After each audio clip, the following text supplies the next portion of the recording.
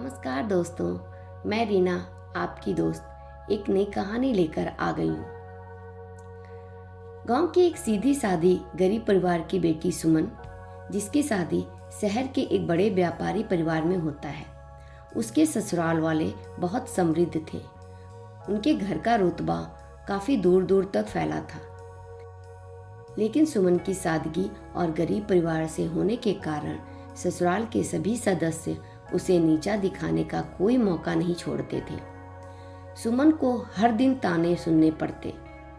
कभी उसकी सादगी का मजाक उड़ाया जाता, कभी उसके परिवार की गरीबी की चर्चा होती। घर की बड़ी बहू और सास उसे हर काम में गलत ठहराती और हर प्रयास को अस्वीकार कर देती। सुमन ने कभी भी अपने अपमान का जवाब नहीं दिया।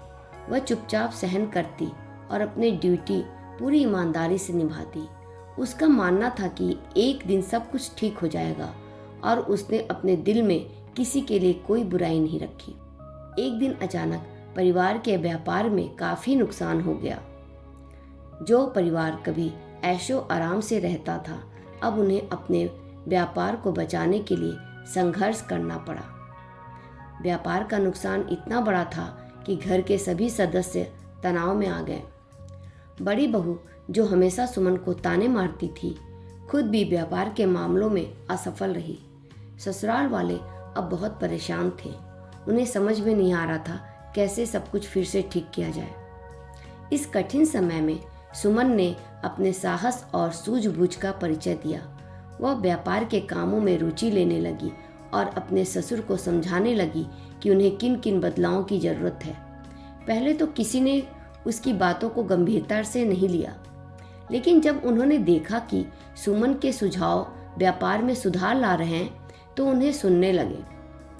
सुमन ने अपने ज्ञान और धैर्य से छोटे छोटे सुधार करना शुरू किया। उसने अपने मायके से सीखे हुनर का इस्तेमाल करके व्यापार में नए तरीके अपनाए।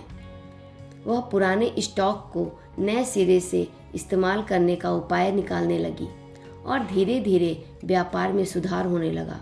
उसकी ईमानदारी और कड़ी मेहनत के कारण व्यापार की स्थिति बेहतर होती चली गई। घर के लोग जो पहले सुमन को ताने देते थे, अब उसकी सूझबूझ और कार्यकुशलता की तारीफ करने लगे। यहाँ तक कि उसकी सास, जो उसे सबसे ज़्यादा परेशान करती थी, अब उसकी सलाह के बिना कोई निर्णय नहीं लेती थी।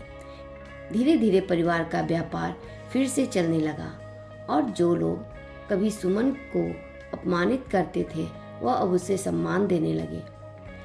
सुमन की वजह से न केवल व्यापार संभला, बल्कि घर का माहौल भी बदल गया। अब सब उसे परिवार की सबसे महत्वपूर्ण सदस्य मानते थे। सुमन की दया, धैर्य और समझदारी ने पूरे परिवार को फिर से खुशहाल बना दिया था।